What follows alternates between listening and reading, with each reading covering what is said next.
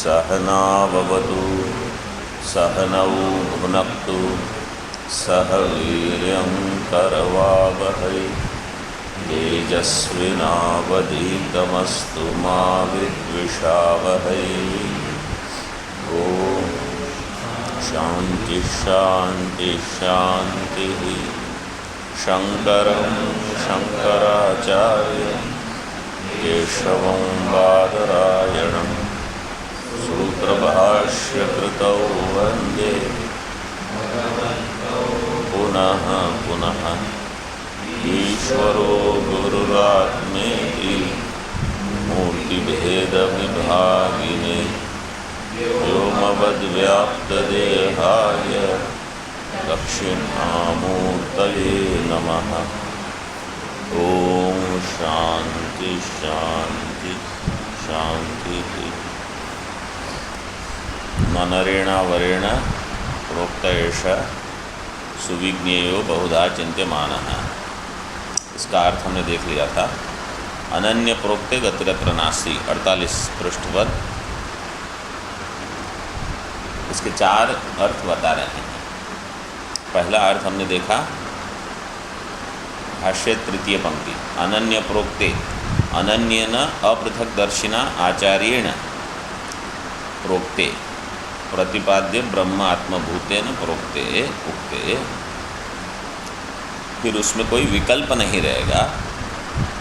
गति मतलब अनेकधा जो गति रहती है, आत्मनि गति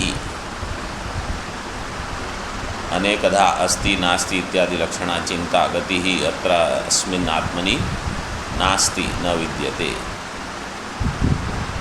सर्व विकल्प गति प्रत्यस्तमितत्वाद आत्मनः।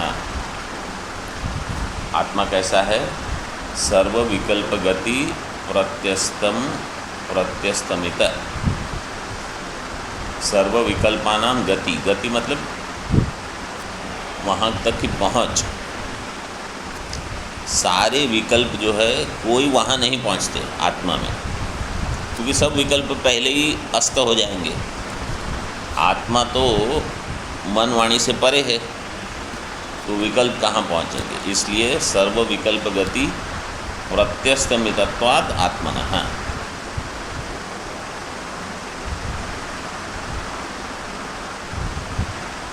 11 नंबर टिप्पणी देखो। सर्व विकल्प गति अभाववत्वेन, वहाँ किसी विकल्प की गति नहीं है। सर्व विकल्प गति अभाववत्वेन प्रमितत्वात्। उसका ज्ञान कैसे होता है? जहाँ सारे विकल्प पूरे हो जाए, कोई विकल्प भी वहाँ पहुँचता नहीं है आत्मा में। ऐसा होने से इति यावत् इति न हेतु साध्ययोः अभेद इति अवधेयम्। हेतु साध्य में अभेद नहीं है, क्योंकि हेतु साध्य में अभेद होगा तो अनुमान नहीं होता। कैसे? पर्वतो वन्यमान वन्यमत्वात्, ऐसे अनुमान नहीं होता। जो हेतु वही साध्य कभी नहीं होता। वो तो वैसे ही जो हेतु है वो तो आप जानते हो, सिद्ध तो वो करना है जो आप नहीं जानते हो।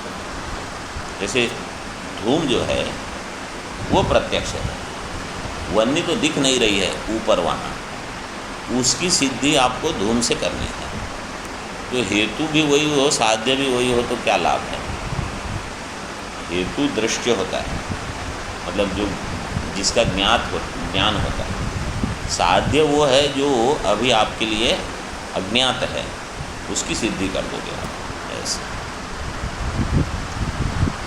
अथवा स्वात्मभूते अनन्यस्मिन् आत्मनि प्रोक्ते, अनन्य प्रोक्ते। अनन्य प्रोक्ते का अर्थ क्या किया? स्वात्मभूते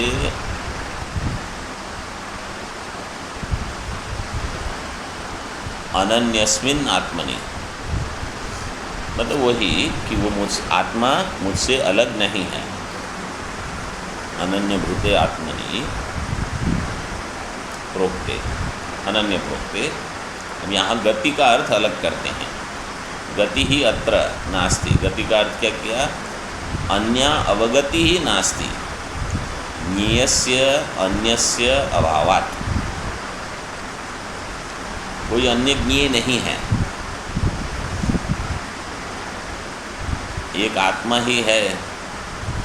मतलब जो दिख रहा है सब आत्मा ही है, उससे अलग कुछ नहीं है।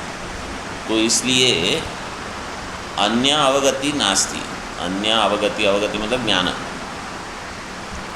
और किसी प्रकार से ज्ञान नहीं होगा। तो कैसे ज्ञान होगा? बोले ऐसे ही ज्ञान होगा, जैसे बताया गया है वैसे ही।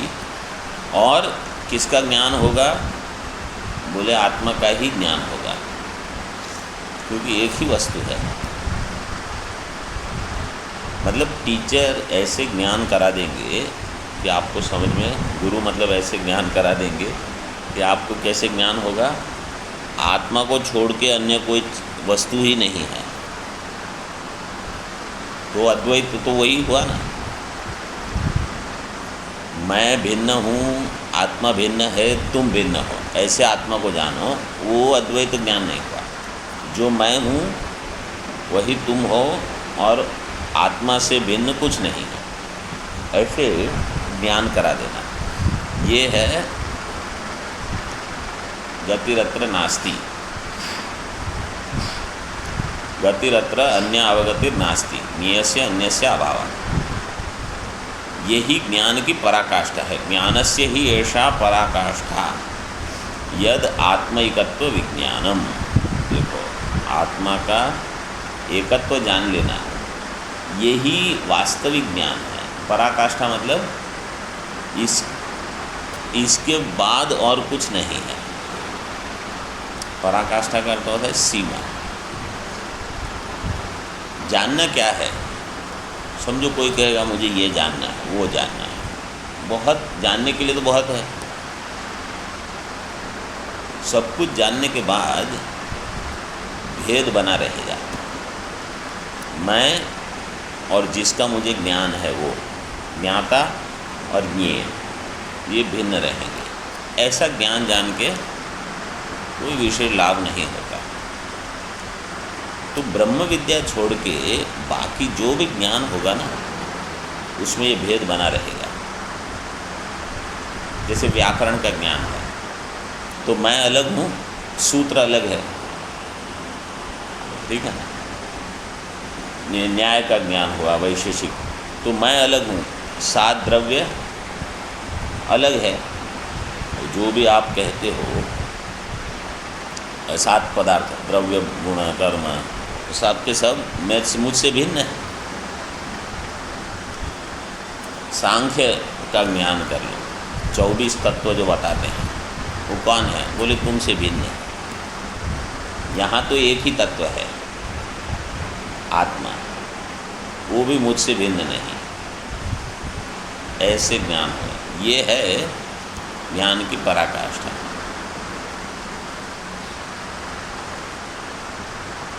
मतलब सब जान लिया, क्योंकि एक ही है और वो मैं हूँ, वो जान लिया, हो गया। अभी क्या करना है?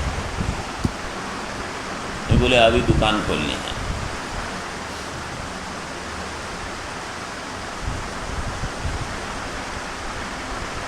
अतो अवगंतव्य अभावात् न गतिरत्र अवशिष्यते। अवगंतव्य अभावात्, इसके बाद और कोई अवगंतव्य, अवगंतव्य मतलब ज्ञातव्य नहीं रहेगा। अभावात् न गति ही अत्र अवशिष्यते, कोई गति बाकी नहीं रहती।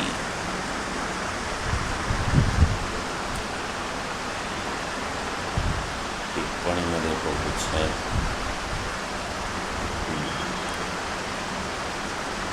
पहले 2 नंबर टिप्पणी देखो। ज्ञेयस्य अन्यस्य, आप लोगों को फ़ोन पे सुनाई दे रहा है ना? जी ठीक। ज्ञेयस्य, क्योंकि पंखा इतना तेज़ चल रहा है तो यहाँ शायद आवाज़ आने, तो फिर मैं वो लगाऊंगा। अभी तो ऐसे ही सुन रहे हैं लोग। समझ में आ रहा है कि नहीं मैं जो बोल रहा हूँ? मैं जो बोल रहा हूँ समझ में आ रहा है कि नहीं फ़ोन वालों को? ठीक है, ठीक है। ज्ञेयस्य अन्यस्य आत्मव्यतिरेकेण असत्वात्, आत्मा को छोड़ के और कोई ज्ञेय ही नहीं रहा। बृहदारण्यक की श्रुति दी है, यत्रत्वस्य सर्वमात्मैवाभूत तत्केन कं पश्येत् इत्यादि श्रुति। यत्र तु अस्य, जिसके लिए सब कुछ आत्मा ही हो गया, सब कुछ आत्मा ही है, आत्मा एव अभूत, तेन तत्केन कं पश्येत्, वो कौन किसके द्वारा किसको देखेगा? केन मतलब करण, कम मतलब जो ज्ञान का कर्म है, और ज्ञान का एक कर्ता रहेगा। तो प्रमाता, करण मतलब प्रमाण, कर्म मतलब प्रमेय। तो जहाँ प्रमाता प्रमाण प्रमेय तीन नहीं रहे तो ज्ञान व्यवहार कैसे होगा, ये बता दी है श्रुति। मतलब अब ज्ञान व्यवहार पूरा हो गया इसके बाद में। और पराकाष्ठा का अर्थ किया परमो अवधि, अवधि मतलब सीमा, सबसे श्रेष्ठ ये है, अंतिम। श्रेष्ठ भी है, अंतिम भी है। श्रेष्ठ क्योंकि सबसे अधिक फल ये देगा, ये ज्ञान। और अंतिम का अर्थ क्यों? क्योंकि ये ज्ञान के बाद आपको अधूरापन नहीं लगेगा, अपूर्णता नहीं रहेगी। इसलिए ये ज्ञान जो ले लेता है ना, फिर उसके बाद अगर आप उनको कहो कि अच्छा अभी वो भी करो, ये भी करो, उनको फिर कोई इच्छा नहीं रहती। हाँ, अगर पूर्व कुछ संस्कार है, दो चीज़ हो सकती है। पूर्व संस्कार है जिसकी कामनाएं हैं, तो बाकी कुछ कर्म करेंगे वो, और नहीं तो ईश्वर का कोई संकल्प है जो इनके द्वारा पूरा होने वाला है। तो भगवान का, जैसे भाष्यकार, तो उनकी खुद की इच्छा न भी हो तो नहीं अभी आपको काम करना है। तो उनकी आयु तो 16 वर्ष की थी, पूरा उतनी ही थी उनकी आयु। भगवान वेद व्यास जी ने उनको और 16 वर्ष दे दिए, अब आपको रहना पड़ेगा। लेकिन आप सोच लो, 16 वर्ष में उन्होंने पूरा काम कर लिया, और 32 के बाद तो उनको मतलब कुछ करना नहीं रहा। भाष्य वगैरह तो 16 में ही लिख चुके थे। 16 साल में जो उन्होंने काम किया वो 1200 साल तक अभी चल रहा है। हम 1200 साल तक काम करेंगे तो 16 साल भी रहेगा कि नहीं पता नहीं, क्योंकि लोग भूल जाते हैं, या बोले ये क्या वो करके गए, सब गलत है, हटाओ इसे, दूसरा करते हैं, ऐसा होता है।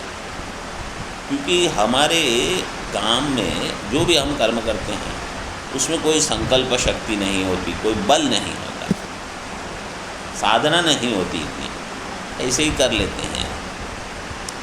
ये इसीलिए ये सब अलग होते हैं, ये विलक्षण है।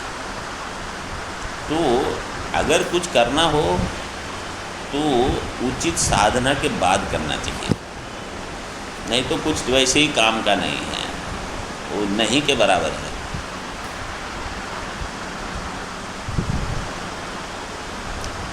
अवगंतव्य अभाव, 4 नंबर टिप्पणी भी देख लो। यथा आह भगवान यज्ञात्वा नेह भूयोन्य ज्ञातव्यम अवशिष्यते, 7वें अध्याय में ये कहा भगवान ने। भगवान ने कहा, इसकी पहली पंक्ति क्या है गीता में, बताओ। आपकी गीता हुई नहीं, वो जो यहाँ जितनी हुई, लेकिन श्लोक वगैरह तो कंठस्थ नहीं किया। हाँ, ज्ञेयं यत्तत् प्रवक्ष्यामि यज्ञात्वा अमृतमश्नुते, नहीं, 13वें अध्याय का। ज्ञानम तेहम सविज्ञानम। हाँ, इदम वक्ष्यामि अशेषतः, इदम वक्ष्यामि शेषतः। मैं तुमको ज्ञान और विज्ञान दोनों बताऊंगा, जिसको जानने के बाद और कोई ज्ञातव्य नहीं रहेगा। तो यही हमारी अब तक की जो यात्रा हुई है जीवन में, इसमें यही कमी रह गई है। क्या होता है, ये तो जान लिया लेकिन वो नहीं जाना, वो तो जान लिया लेकिन वो बाकी है, वो बाकी है, वो करना है। ऐसे ये भगवान कहते हैं मैं जो तुमको बताऊंगा वो जानने के बाद कुछ ज्ञातव्य नहीं रहेगा। अभी भाष्य में देखो, संसार गतिर्वा, अभी 2 अर्थ हो गए, अभी तीसरा। संसार गतिर्वा, ऊपर से दूसरी पंक्ति, अत्र नास्ति अनन्य आत्मनि प्रोक्ते नान्तरीयकत्वात् तद्विज्ञान फलस्य मोक्षस्य। संसार गतिर्वा अत्र नास्ति, अत्र अभी इनकी संसार गति नहीं है, मतलब अब पुनरपि जननम पुनरपि मरणम नहीं रहा, अब पूरा हो गया सब।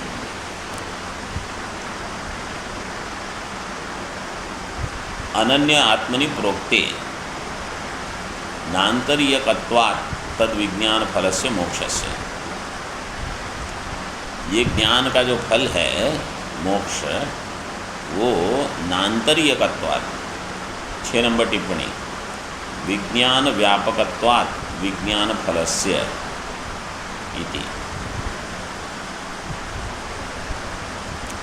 आंतरिक का अर्थ है भिन्न। यहाँ का क्या कहा, विज्ञान का जो फल है वो विज्ञान व्यापक है, मतलब पूरा का पूरा विज्ञान होगा। तो विज्ञान क्या है यहाँ, आत्मा का ज्ञान। विज्ञान फलस्य मोक्षस्य, विज्ञान का फल है मोक्ष। तो उससे भिन्न कुछ नहीं है। ऐसे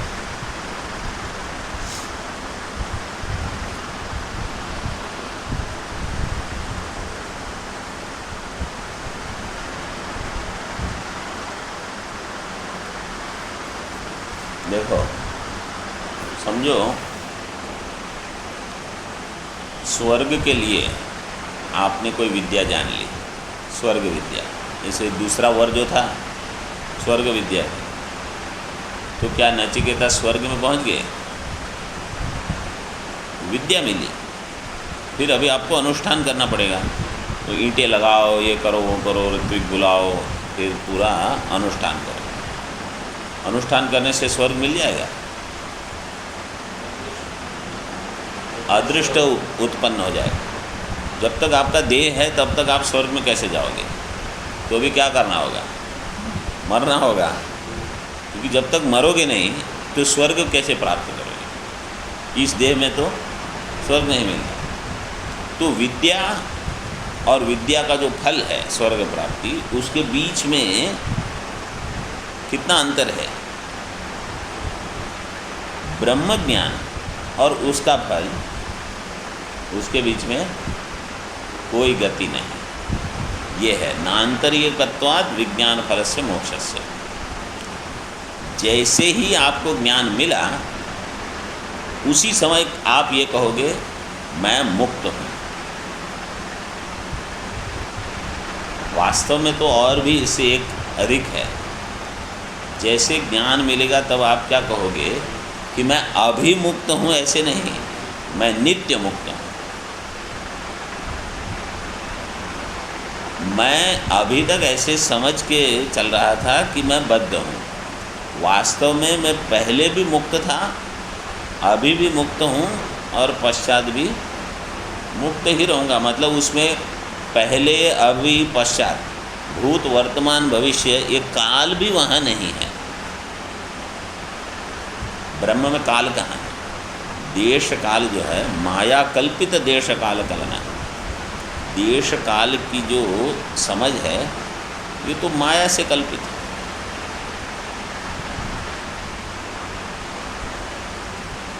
इसका दृष्टांत क्या देते हैं? दशमा, जो दसवां है वो गुम जाने के पहले भी 10वां था। जब गणना शुरू हुई तभी वो 10वां था। जब उसको बताया गया दशमस्त्वमसि तभी भी वो 10वां ही है। मतलब ऐसा नहीं कि पहले तो वो 9वां था और अभी मुझे पता चला मैं तो 10वां हूँ। पहले से आप 10 ही थे। इसी प्रकार पहले से मैं मुक्त था। आत्मत्वेन पूरी गड़बड़ कहाँ होती है? मैं अपने आप को अहम पद का वाच्यार्थ समझता हूँ। ये शब्द से परिचित हो आप? अहम का वाच्यार्थ मतलब मैं चेतन में देह, इंद्रिय, प्राण, मन, बुद्धि मिला के अपने आप को समझता हूँ। चेतन तो है लेकिन मिला जुला हुआ।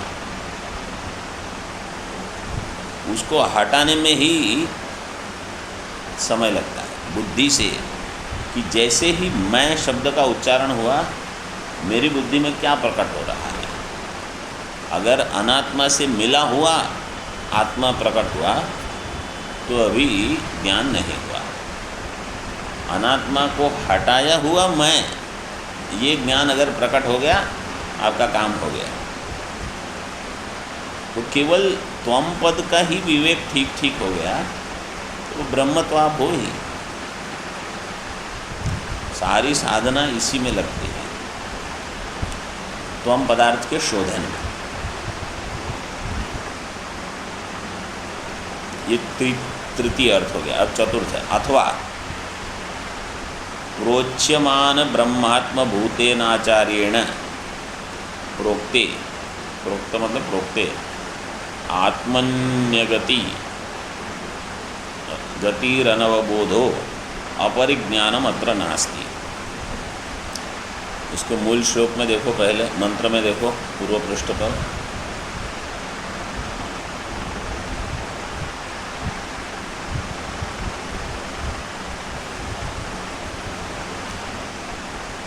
अड़तालीस पर अनन्य प्रोक्ते दिया है ना, उसके बाद अगर अवग्रह डाल दिया तो भी अर्थ बन जाएगा। अनन्य प्रोक्ते अगतिरत्र नास्ति। तो चतुर्थ जो अर्थ किया है वो अवग्रह डाल के किया।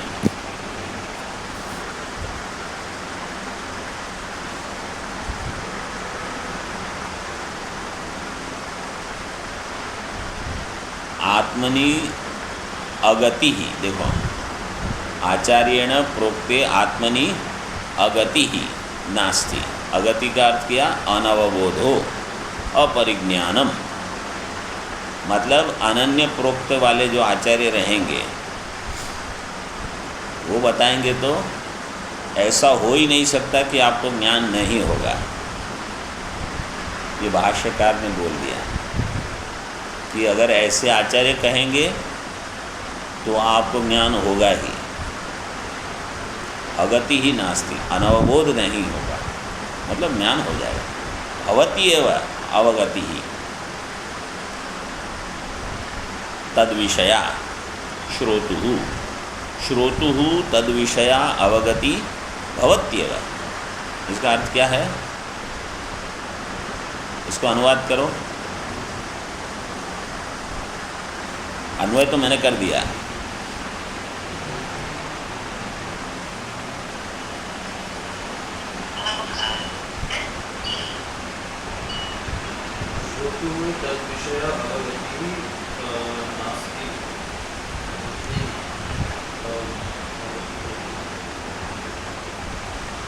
श्रोतुः अवगति ही भवत्येव। ये तो मैंने अनुवाद, अन्वय दे दिया। अनुवाद करो आप हिंदी में केवल इसका।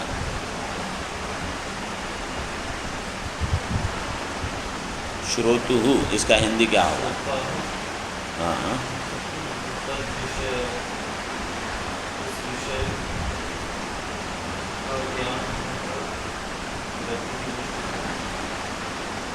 अवगति, अवगति मतलब ज्ञान।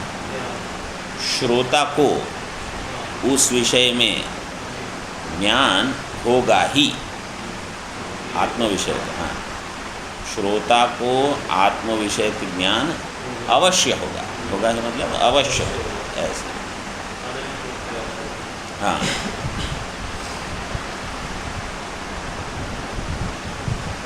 कैसे ज्ञान होगा वो भी, ज्ञान का प्रकार भी दिया है। तदस्मि अहम इति, वो मैं हूँ, ऐसे। कैसे? आचार्यस्य इव इत्यर्थः, जैसे आचार्य को ज्ञान है, शिष्य कहेगा मेरा भी ऐसा ही ज्ञान होगा। जैसे आचार्य को ज्ञान हुआ है वैसे ही शिष्य को ज्ञान होगा। मतलब आचार्य को भी ज्ञान है। हाँ, ऐसे नहीं कि अन्यार्थ मत लगाओ कि जैसे आचार्य को भी समझ में नहीं आया इनको भी समझ में नहीं आएगा, देखो, ऐसे नहीं। अच्छा, यहाँ ये जो अभी अगति ही अर्थ किया ना अवग्रह डाल के, ये वास्तव में ये जो वेद होते हैं ना, वहाँ तो यहाँ अवग्रह डालने की कोई शंका ही नहीं है। तो भाष्यकार ने अर्थ एक कर दिया। क्यों ऐसा नहीं होता? क्योंकि ये लोग केवल जो मंत्र पाठ होता है ना, केवल ऐसे नहीं करते। क्रम पाठ, स्वामी जी को पता है, क्रम पाठ, जटा और घन पाठ, तीनों, चार होते हैं। एक है आपका साधारण जो पाठ, फिर एक होता है क्रम पाठ, फिर एक होगा जटा और घन पाठी होते हैं। तो वो कैसे पाठ करेंगे? अनन्य प्रोक्ते गति ही अनन्य प्रोक्ते। तो उसमें जैसे आप उसका स्थान बदल के पाठ करते हो ना, तो गति ही अनन्य प्रोक्ते बोलोगे। तो अगति अगर होगा, क्योंकि अवग्रह है कि नहीं वो शुद्धि कैसे पता चलेगी? ये क्रम पाठ से पता चल जाएगी। तो उनको ये कभी शंका नहीं होगी कि यहाँ आकार है कि नहीं है, क्योंकि पाठ ही ऐसे किया हुआ है, एक बार नहीं 50 बार। गतिरत्र अत्र गति ही, ऐसे पाठ करते। समझिए आप, रुद्रम ऐसे भी सीखना, क्रम पाठ। हमने तो क्रमार्चना बहुत कराई है पंडितों से। तो महाशिवरात्रि के समय रात भर क्रमार्चना चलती है। इधर 4 पंडित बैठेंगे, इधर 4 पंडित बैठेंगे, सब दो पुष्प लेके बैठेंगे, शिवलिंग बीच में रहेगा, फिर ये करेंगे वो करेंगे। तो पूरा रुद्रम ऐसे चलता है। बहुत सुनने में भी आनंद है। और देखो ये लोग वेद के पीछे कितनी मेहनत, तो इस केवल श्रुति से ही चलता है, उनको पुस्तक देखने की आवश्यकता नहीं रहती थी। तो ये जैसे ईशावास्यम, ईशावास्यम, वास्यम ईशा, ऐसे करके वो पूरा पाठ करेंगे। तो यहाँ भाष्यकार ने केवल दिया है कि ऐसे भी अगर आप अर्थ लगा लो, वैसे वेद में ये संशय ही नहीं रहेगा ऐसा।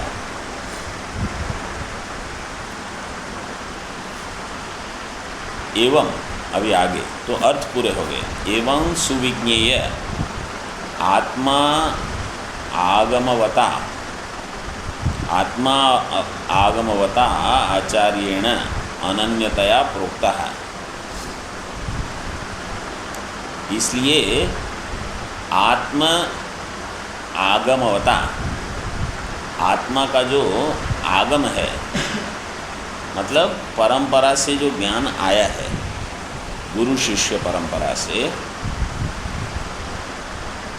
आगम वाले आचार्य, आगमवता आचार्य मतलब वो आचार्य जो जिसके पास आगम भी है। आगम मतलब शास्त्र भी कहो, लेकिन कैसा शास्त्र है, ऐसे नहीं कि मैंने पढ़ लिया, जो गुरु शिष्य परंपरा से आया है ऐसा शास्त्र। आगम वाले आचार्य, आगमवता आचार्येण अनन्यतया प्रोक्त है, सुविज्ञ है। फिर वो तो स्पष्ट समझ में आ ही जाएगा, क्योंकि वो तो कस देंगे एकदम ऐसे वैसे, आपको कोई अन्य समझ हो ही नहीं सकती ऐसे। इतर्था ही वो जो पोस्ट में दिया वो लेना पड़ेगा। इतर्था यणीयान अणीयान अणुप्रमाणादपि संपद्यत आत्मा, क्योंकि आत्मा कैसा है, अणुप्रमाणादपि अणीयान, अन्वय ऐसे है, अणुप्रमाण से भी अणीयान। प्रमाण मतलब परिमाण, कभी कभी परिमाण के बदले प्रमाण लिखते हैं। परिमाण मतलब साइज। अणु जिसका परिमाण है उसको कह दिया अणु प्रमाण। प्रमाण का में अणु कहाँ है, प्रमाण तो हमारे प्रत्यक्ष अनुमान ही है। अणु प्रमाण मतलब अणु परिमाण, उससे भी जो अणीयान, उससे भी सूक्ष्म है, ऐसा आत्मा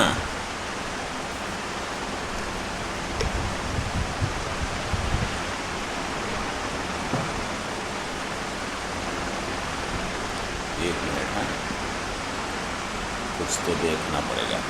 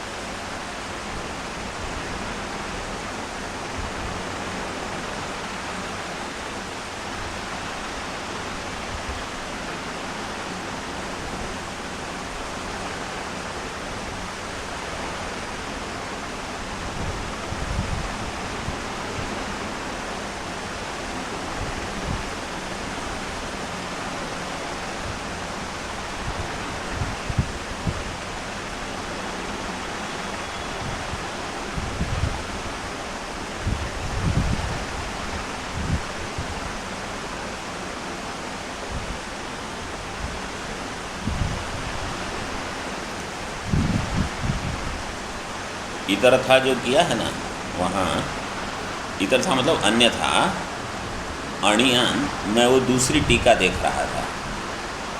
आपको पता है, एक तो आनंद गिरी जी की टीका है, दूसरी एक टीका है, उसका नाम क्या है, गोपाल टीका, ऐसा कुछ है, दिया था पहले, नाम बताया था। तो बड़े महाराज की जो पुस्तक है ना, उसमें दोनों टीकाएँ हैं। तो जो अगर आचार्य पृथकदर्शी है, अपृथकदर्शी नहीं है, मतलब वो आत्मा को अपने से कुछ अलग मान के चलते हैं, जैसे न्याय वैशेषिक वाले और मीमांसा वाले, ये सब।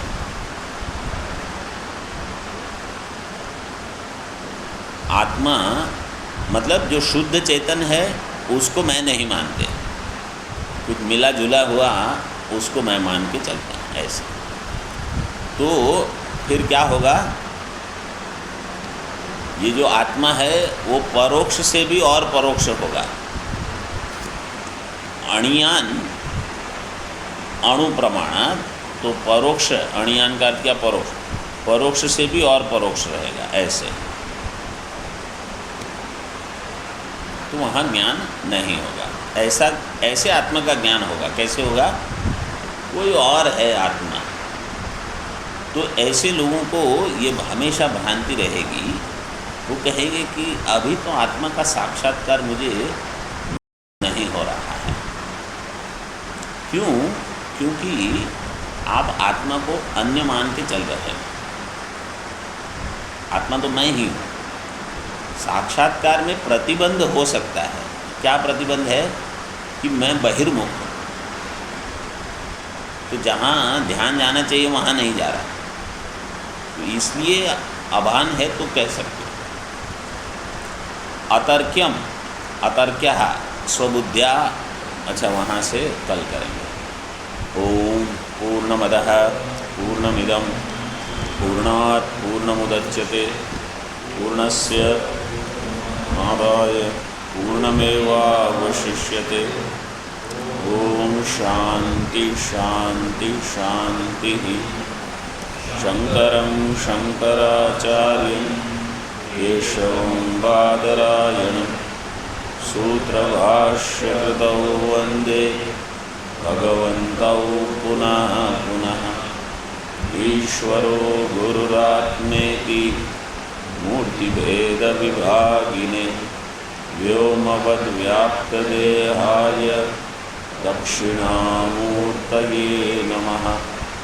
ओम शांति शांति शांति।